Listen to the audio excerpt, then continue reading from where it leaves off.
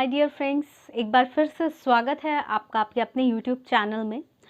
तो जहां हम इस चैनल पे आपकी स्वास्थ्य संबंधित समस्याओं को हर वीडियो में डिस्कस कर रहे हैं, कोशिश कर रहे हैं जागरूकता लाने की, लोगों तक बात पहुंचाने की, कि ताकि लोग घबराएं नहीं। अगर कोई भी समस्या सामने आती है तो उससे कैसे निपटना है, ये सारी चीज़ें समझाने की, बताने की आपको कोशिश करते हैं हम इस चैनल के ज़रिए। तो आज जो हम डिस्कस करने वाले हैं वो है HPV infection, human papilloma virus infection. ठीक है, तो जैसे कि आपको पता ही चल गया नाम से कि ये वायरस का इन्फेक्शन है, और मैं आपको बता देती हूँ ये एक ऐसा वायरस है जिसकी वजह से बहुत सारे कैंसर्स होते हैं। ठीक है, कैंसर्स महिलाओं में भी हो सकते हैं, मेल में भी और फीमेल में भी। ठीक, कैंसर, गले का कैंसर, सर्विक्स का कैंसर, वेजाइनल कैंसर, बहुत सारे कैंसर होने का ये वायरस एक बहुत ही प्रमुख कारण होता है। आगे के वीडियोस में हम बहुत जो कैंसर है, सर्वाइकल कैंसर, वेजाइनल कैंसर, ये सारे भी डिस्कस करेंगे। लेकिन आज की वीडियो में ये वायरस जानना इसलिए ज़रूरी है क्योंकि आगे के वीडियोस में मैं ये वायरस का जिक्र हर बार करूँगी शायद। तो अब आपको पहले बता देते हैं कि जेनाइटल्स में, ठीक है, मेल जेनाइटल ऑर्गन हो या फीमेल जेनाइटल ऑर्गन, अगर इस वायरस का इन्फेक्शन होता है तो इस वायरस के इन्फेक्शन से बहुत सारे सेक्सुअली ट्रांसमिटेड डिसीज़ होने की संभावना तो है ही, साथ ही साथ बहुत ज़्यादा संभावना है कि कोई प्रकार का कैंसर भी डेवलप हो सकता है। ठीक, तो आज के इस वीडियो में हम इसी बारे में डिस्कस करेंगे।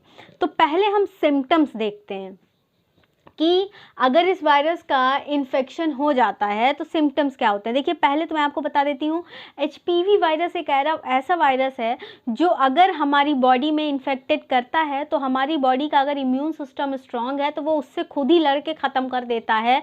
लेकिन अगर वॉट्स आ गए, वॉट्स मतलब कोई तरह का मस्सा या निशान या दाग या अजीब सा निशान होने लगा, तो फिर क्या होगा, कैसे सिम्टम्स आएंगे, तब वो चीज़ें हमें देखनी है। अब देखिए, सबसे पहले मैंने यहाँ डिस्कस किया है जेनाइटल वॉट्स। तो अगर जेनाइटल ऑर्गन पे वॉट्स हो रहे हैं, मस्सा टाइप या दाग टाइप कुछ हो रहा है, अलग से उभरा हुआ लग रहा है, तो क्या होगा। देखिए, इसमें एक स्टेम जैसी, या फिर आपने कॉलीफ्लावर देखा होगा, बंद गोभी जिसको कहते हैं हिंदी में, तो वहाँ पर कॉलीफ्लावर या स्टेम के जैसी ग्रोथ अलग से समझ में आती है। ठीक है, फ्लैट लेजन है। फ्लैट लेजन मतलब कि उभरा हुआ रहेगा लेकिन फ्लैट रहेगा, दरबरा नहीं रहेगा। तो ये होता है जेनाइटल वॉट्स। अब देखिए, ये मेल में भी होता है और फीमेल्स में भी होता है। मेल में अगर होता है, फीमेल में अगर होता है तो वल्वा रीजन में, या फिर एनस के आसपास, या फिर सर्विक्स में, या फिर वेजाइनल रीजन में ये वॉट हो सकता है। और अगर मेल्स में हो रहा है तो पेनिस में, स्क्रोटम में, या फिर एनस रीजन में, मेल्स में भी हो सकता है ये वॉट्स। ठीक है, अब देखिए, जनरली ये वॉट जो होता है, ये वाला जो मसा होता है, ये जो प्रॉब्लम होती है जेनाइटल वॉट्स वाली, ये कोई डिस्कम्फर्ट कॉज नहीं करता, पेनफुल भी नहीं होता, लेकिन हाँ कभी कभी इसमें ईचिंग बहुत ज़्यादा होती है, खुजली होती है। ठीक है, फिर आ जाते हैं कॉमन वॉट्स की तरफ। अब कॉमन वॉट्स की अगर बात करें तो जैसे ये फ्लैट लीजन था, ये रफ होगा, ठीक है, दरबरा सा होगा। इसमें क्या होगा, हाथों की उंगलियों में, ये जो है हाथों में हो सकता है ये वॉट, या फिर उंगलियों में, ठीक है, ये वॉट हो सकता है। और ये कैसा होता है, पेनफुल होता है, और कैसा होता है, खुजली करते करते की वजह से इसमें ब्लीडिंग हो सकती है, क्रैक आ सकता है, कुछ भी ऐसा लग सकता है, बहुत भारी चोट लगी हुई है हल्की फुल्की। ठीक है, तो ये ऐसा होता है। तो देखिए, इस वॉर्ड से बचने की अगर मैं बात करूं, मैं संग संग हर बार आपको प्रिवेंशन भी बताती चल रही हूं।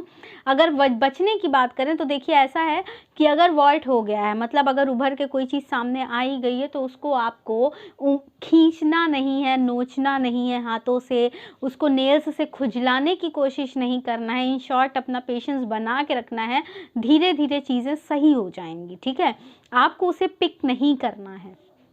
कुछ लोगों की आदत होती है ना, कुछ हो गया तो उसको ऐसे नोचना, तो वो नहीं करना है, आपको छोड़ देना है एज इट इज़। नहीं तो आप नोचेंगे, फिर वो ब्लीडिंग होगी, उसमें से ऐसा लगेगा चोट लगी, इंजरी होगी, और बहुत सारे प्रॉब्लम्स होंगे, दर्द भी होगा।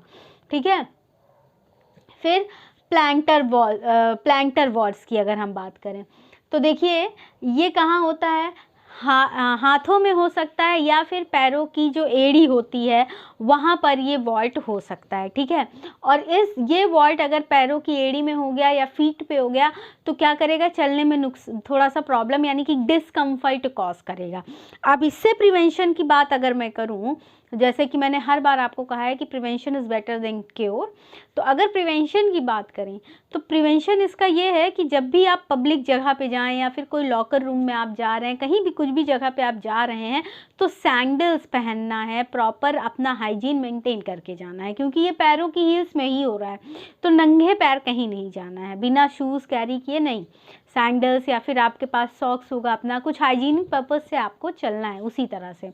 देखिए आगे बढ़ने से पहले मैं आपसे रिक्वेस्ट कर रही हूँ, हर बार मैंने रिक्वेस्ट की है आपसे कि यूट्यूब पे हमारा एक और चैनल है 10 डायरेक्शन न्यूज़ के नाम से, प्लीज़ आप उस चैनल को भी विज़िट करें, डिस्क्रिप्शन में मैं लिंक दे रही हूँ, विज़िट कीजिए और उस चैनल को भी सब्सक्राइब कीजिए, ठीक है।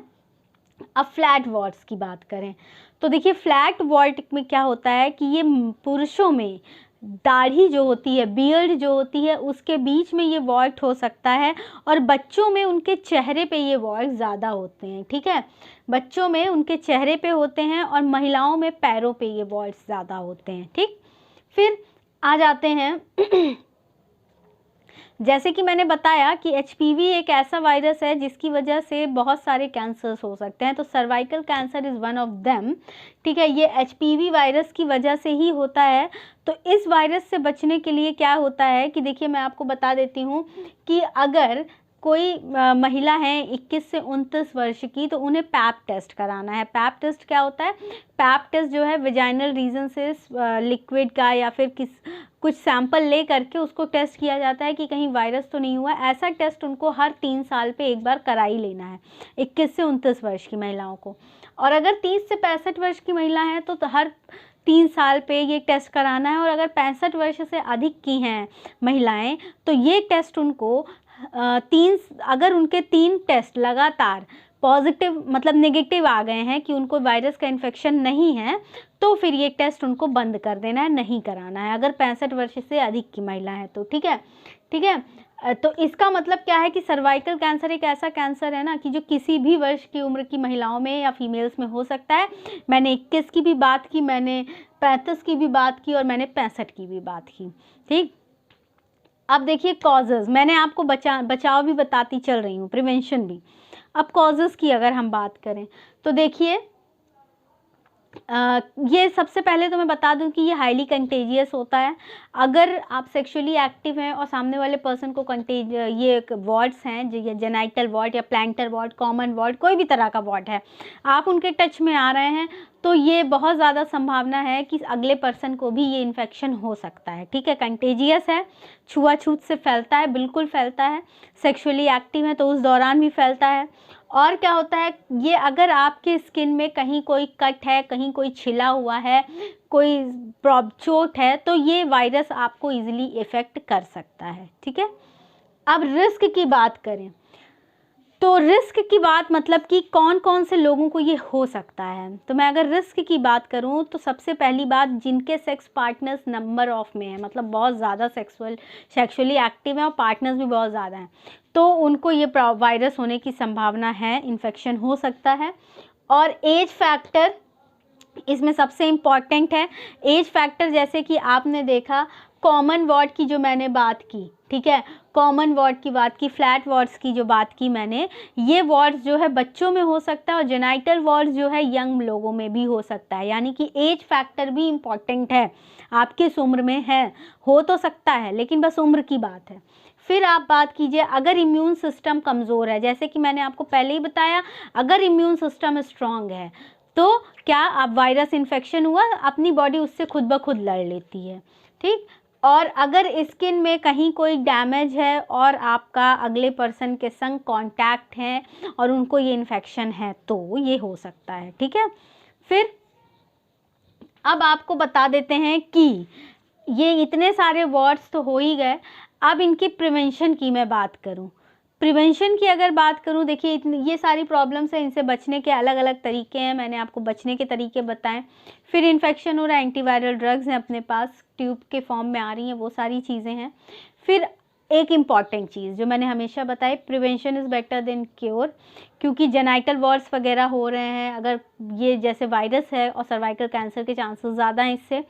तो एक यूएस एफडीए ने एक वैक्सीन अप्रूव की है, United state food and drug administration में एक वैक्सीन अप्रूव की है गार्डेसिल 9 के नाम से, ठीक है। गार्डेसिल 9 मतलब कि 9 वर्ष से 45 वर्ष के लड़के या लड़कियां जो भी हैं उनको ये वैक्सीन लग जानी चाहिए 9 वर्ष की एज में और 45 वर्ष की एज तक, ठीक है।